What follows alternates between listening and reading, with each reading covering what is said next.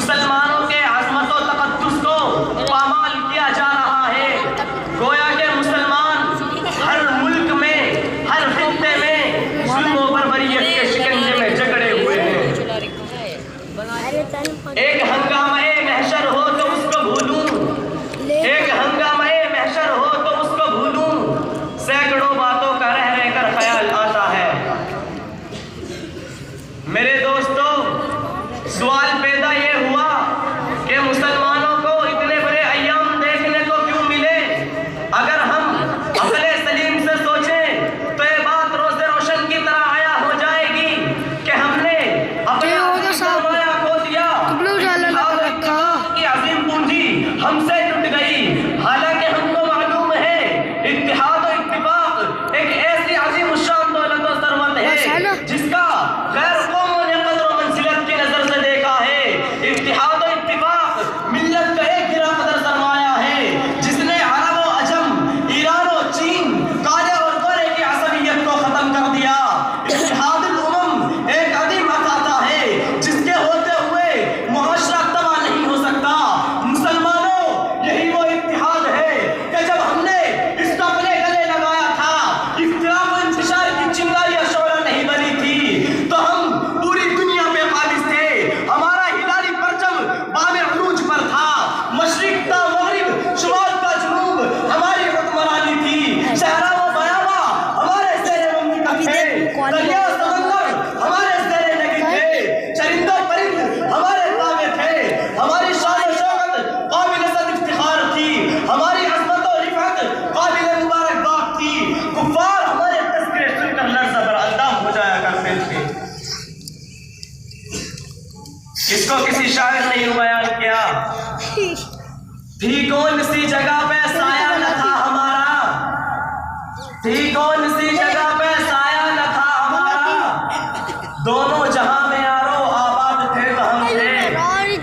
تعمیر دو جہاں کی بنیاد تھے تو ہم تھے، دیکھا آخر پرکھ کر تو نظر پڑا یہ، گرا قدر تھے تو ہم تھے، نقاد تھے تو ہم تھے۔ الغرض فلاح و بہبود ہمارا جزء لائق بن چکی تھی۔ اس کو علامہ اقبال نے یوں کہا: مغرب کی وادیوں میں گونجی اذا ہماری، مغرب کی وادیوں میں گونجی اذا ہماری، تھمتا نہ تھا کسی سے سیل رواں ہمارا۔ لیکن جب اختلاف و انتشار کی چنگاریاں شعلہ بن کر ہمارے اندر بھڑکنے لگی، اختلاف و انتشار میں ہمیں کامیابیاں نظر آنے لگی، اتحاد ہم کو برا معلوم ہونے لگا،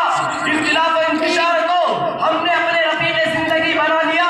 عداوت و تشاجرات کو ہم نے اپنے گلے لگا لیا، تو ہمارا معاشرہ فتن و فساد سے دوچار ہونے لگا، ہمیں قتل کرنے کے منصوبے بنائے جانے لگے، ہمارا عزم و استقلال ختم ہوتا چلا گیا، کافروں کے دلوں کے اندر سے ہمارا روح و دبدبہ نکلتا چلا گیا،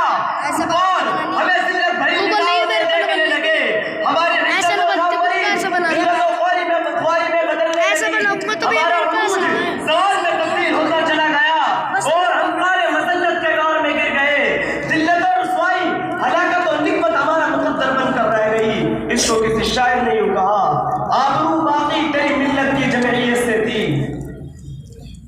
آبرو باقی تیری ملت کی جمعیت سے تھی،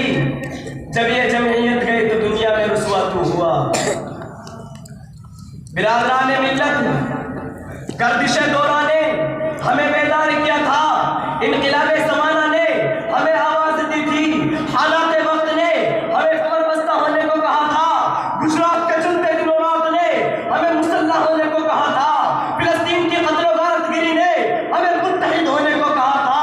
پوری دنیا میں قوم مسلم کی تباہی ہمارے کانوں کو دستک دے رہی تھی، قوم کے اختلاف و انتشار نے ہماری بے کسی پر ماتم کیا تھا، اور چاروں طرف یہ آواز گونج رہی تھی: اٹھ کے اب بس میں جہاں کا اور ہی انداز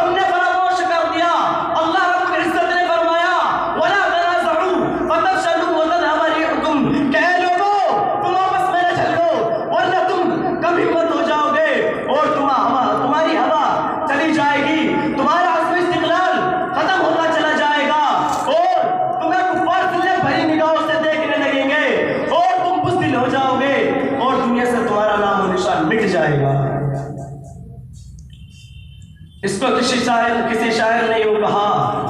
نہ سمجھو گے تو مٹ جاؤ گے ہندی مسلمانوں، نہ سمجھو گے تو مٹ جاؤ گے ہندی مسلمانوں، تمہاری داستان تک بھی نہ ہوگی داستانوں میں۔ مسلمانوں، جب تک ایک دوسرے کے ساتھ ہمدردی کا جذبہ پیدا نہیں ہو سکتا، اتحاد و اتفاق بھی ہمارے اندر اس وقت تک پیدا نہیں ہو سکتا۔ مسلمانوں، آج بھی نفرت و تنازعات کی خلیج کو دور کیا جا سکتا ہے، باہمی الفت و محبت پیدا کی جا سکتی ہے، اختلاف و انتشار کی دیوار کو آج بھی منہدم کیا جا سکتا ہے، لیکن ایک شرط ہے کہ ہم قرآن کی للکار کو سننے والے ہو جائے، احکام نبوی پر عمل پیرا ہو جائے۔ اے لوگوں، دیکھو ہم مسلمان ہیں، قرآن پر ہمارا ایمان ہے، فرمان رسول پر ہمارا یقین ہے، رہبر ہمارا قرآن ہے، دین ہمارا اسلام ہے، خدا ہمارا ایک ہے۔ تو اے مسلمانوں، آؤ اپنے اندر سے نفرت و تنازعات کی خلیج کو دور کر ڈالیں۔ قرآن کہتا ہے ان هذه امتکم امۃ واحدہ، کہ تم سب کے سب ایک امت ہو۔ اے لوگوں، جب قرآن ہمیں ایک بتلا رہا ہے، فرمان رسول یہ ہے کہ تم سب کے سب ایک جسم کی مانند ہو، تو یہ اختلاف ہمارے اندر کیوں ہو رہا ہے؟ قوم گویا جسم ہے، افراد ہے اعضائے قوم، قوم گویا جسم ہے، افراد ہے اعضائے قوم، منزل صنعت کی راہ پیما ہے دست پائے قوم، مبتلائے درد کوئی عضو ہوتا ہے تو روتی ہے آنکھ، مبتلائے درد کوئی عضو ہوتا ہے تو روتی ہے آنکھ، کس قدر ہمدرد ہوتی ہے سارے جسم کی آنکھ۔ میرے دوستو، اللہ رب العزت نے فرمایا، ارشاد فرمایا، وَاعْتَصِمُوا بِحَبْلِ اللَّهِ جَمِيعًا وَلَا تَفَرَّقُوا، کہ اے لوگوں، تم اللہ کی رسی کو مضبوطی سے پکڑ لو اور متفرق ہو کر نہ رہو، کیونکہ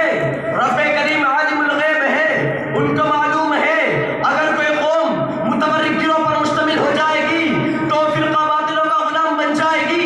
اگر کوئی قوم متفرق گروہ پر مشتمل ہوگی تو فرقہ پرست ان کو گولیوں کا نشانہ بنائیں گے۔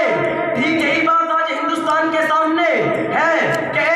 اس لیے ہندوستان کے مسلمانوں، آپ ایک مرکز پر جمع ہو جائیں، آپ ایک جگہ جمع ہو کر ایک عمل کریں تو یقیناً آپ ہی کی کامیابی اور کامرانی ہوگی۔ اور اگر آپ نے اتحاد و اتفاق کا دامن توڑا تو گویا کہ آپ نے قرآن کو ٹھکرایا، حدیث کو بھلایا، اقوال تابعین اور تبع تابعین کو رد منسیہ کیا، اور ستم بالائے ستم یہ ہوا کہ تم بلندی پر تھے، تم پستی میں گر گئے، تمہاری عزت و ناموری ذلت و خواری میں بدل گئی اور تمہارا عروج زوال میں تبدیل ہوتا چلا گیا۔ اگر تم نے اتحاد و اتفاق کا دامن توڑا اور آیت اللہ کی تاکید کو نہ جانا تو آپ غیروں کا لقمہ بن جائیں گے، فرقہ پرست تمہیں اپنے غلام بنا لیں گے، تم غلاموں کی زنجیروں میں لپیٹے جاؤ گے، جیسا کہ کانپور کے اندر یہ واقعہ ہے کہ مسلمان مردوں اور مسلمان عورتوں کے ساتھ ان فرقہ پرستوں نے بے حرمتی کی ہے۔ اے مسلمانوں، اگر تم نے اپنی نیند کو نہ توڑا تو آپ کی عزت کو سلب کر دیا جائے گا، آپ کے اہل و عیال کی عزت کو سلب کر دیا جائے گا، بالآخر اہل ایمان کو سڑکوں پر لٹا کر باپ کو بیٹوں کے سامنے اور بیٹوں کو باپ کے سامنے قتل کر دیا جائے گا۔